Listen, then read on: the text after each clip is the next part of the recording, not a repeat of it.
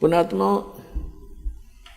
अब आप देखते हो कोई बूढ़ा चल रहा लाठी के सहारे, कभी बैठ जाता कभी चल पड़ता रहा। आप जब युवा हो स्पीड से निकल जाते हो उसको यूँ देखते हुए, आपके कभी सपने में मनाती या दुर्गति थारी भी होगी, आपकी भी होगी।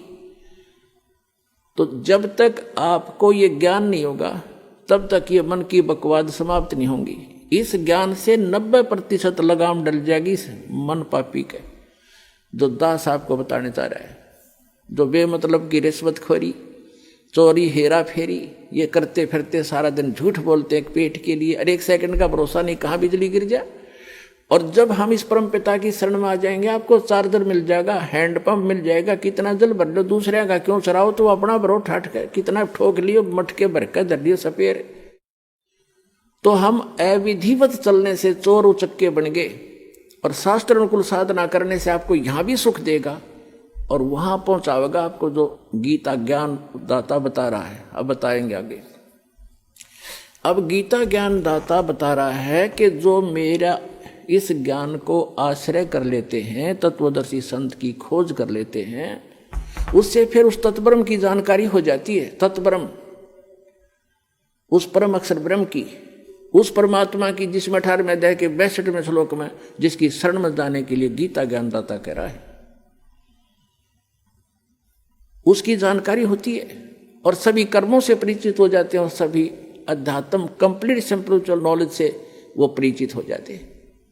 तो केवल वो जरा और मरण से छूटने का प्रयत्न करते हैं। जैसे दास ने उदाहरण दिया कि एक बुढ़िया 80 साल की, 75-80 वर्ष की, और मुंह में दांत नहीं, और उसको मैंने कह दिया बुढ़िया पीछे हो, दूसरी को आने दे, ये बहनों को ने बोली इतने बुढ़ी दिखूँ मैं, वो तेरा गजब हो, 80 साल की जाड़ नहीं। ये बिल्कुल सही है, क्योंकि हम वृद्ध होना कति लायक नहीं करते और न ही हम मृत्यु पसंद करते। और ये दोनों डेफिनेटली होंगे, मृत्यु भी होगी और वृद्ध भी होंगे। तो पुण्यात्मा, 8वें अध्याय के प्रथम मंत्र में अर्जुन ने पूछा कि हे गीता ज्ञानदाता से कि हे पुरुषोत्तम, क्योंकि उसको पुरुषोत्तम मान रहा था, वो श्री कृष्ण मान रहा था कि श्री कृष्ण ये ज्ञान दे रहा, लेकिन श्री कृष्ण के अंदर यूं काल बोल रहा था गीता ज्ञानदाता। उसने पूछा कि किम तत्ब्रह्म, किम अध्यात्म, किम कर्म पुरुषोत्तम। तो उसने पूछा कि वो तत्ब्रह्म क्या है जिसको जानकर, और क्या वो अध्यात्म ज्ञान है, उसके विषय में गीता ज्ञानदाता 8वें अध्याय के 3 मंत्र में कहता कि वो परम अक्षर ब्रह्म है। वो परम अक्षर ब्रह्म है, गीता ज्ञानदाता से अन्य है वो भगवान, जो सर्व सुखदायी है, सर्व पाप नाशक है, और जो शाश्वत स्थान प्रदान कराने वाला है। इसलिए 18वें अध्याय के 62वें श्लोक में कहा कि अर्जुन तू सर्वभाव से उस परमेश्वर की शरण में जा, उसकी कृपा से ही तू परम शांति को और सनातन परम धाम को प्राप्त होगा। अब गीता ज्ञानदाता ने तो 8वें अध्याय के 13वें श्लोक में अपनी साधना बता दी कि मुझ ब्रह्म का केवल एक ओम अक्षर है। ओम इति एकाक्षरम ब्रह्म व्यवहारण माम अनुसमरण ये प्रियाति तजन देहम स याति परमाम गतिम। अब उसने स्पष्ट कर दिया कि मेरा तो एक ओम मंत्र है मुझ ब्रह्म का, और ओम से क्या मिलता है ब्रह्मलोक। 8वें अध्याय के 16वें श्लोक में बता दिया कि ब्रह्मलोक पर्यंत, ब्रह्मलोक में गए हुए प्राणी भी पुनर्जन्म के अंदर हैं। वो शाश्वत स्थान नहीं हुआ जहां जाने के बाद वापस नहीं आना पड़ता। 15वें अध्याय के 1 से लेकर 4 श्लोक में श्रीमद् भगवत गीता में कहा है कि अर्जुन ये उल्टा लटका हुआ संसार रूपी वृक्ष है, जिसकी ऊपर को जड़ जो मूल है वो तो परम अक्षर ब्रह्म समझो, वो तो पूर्ण परमात्मा है, और नीचे को तीनों गुण रूपी शाखा है, रजगुण ब्रह्मा, सदगुण विष्णु, तमगुण शिव जी।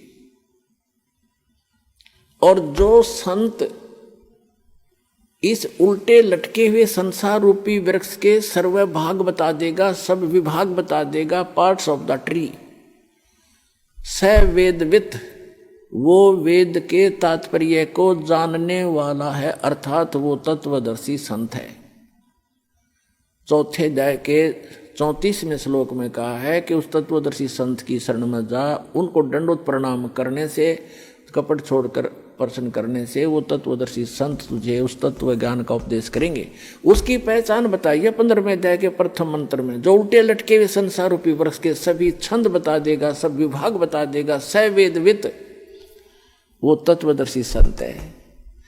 जब परम पूज्य कबीर परमेश्वर जी आदरणीय स्वामी रामानंद जी को सचखंड लेकर गए थे, फिर उनको वापस छोड़ा था, तब कहा था दोहू ठौर है एक तू भया एक से दो, और रामानंद कह हम कारणे तुम आए हो मगजो, तुम साहेब तुम संत हो, तुम सतगुरु तुम हंस, और गरीबदास तेरे रूप बिना और न दूजा अंश।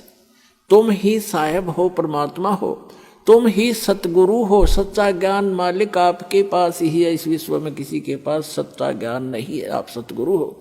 तुम साहेब तुम संत हो, एक संत, संत माने सीधा, संत सोए दो सीधा चाले, सब बकवादें छोड़ दे, यहाँ की सब बुराइयों से हट करके अपना जैसे मालिक दे उसी में गुजारा करे, संत सोए दो सीधा चाले।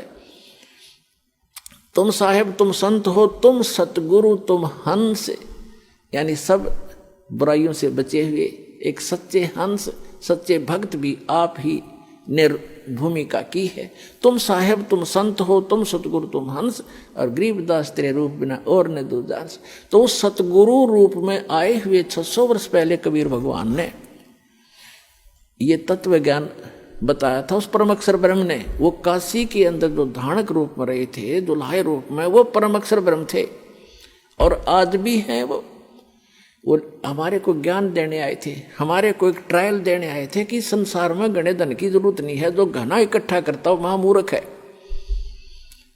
कबीर साहब कहते हैं परमात्मा आपको दे जो आपके प्रारब्ध में, आपकी किस्मत में है, सहर स्वीकार करो, लेकिन उसको दुरुपयोग ना करो। बीड़ी शराब मांस तम्बाकू अरे तोचले बनाने पे, नाचने और गाने पे, ब्याह के अंदर बकवाद करने पे, ये दुरुपयोग है तुम्हारा। इसको या तो दान करो और अपना सीमित सा अपना धंधा करो, जो भगवान में बाधक ना बने। तो यहाँ परमात्मा ने रहकर दिखाया था कि टोटे में भक्ति करे, सोए सही सपूत, और ये मायाधारी मस्करे ना जाने कितने जालिए ऊते।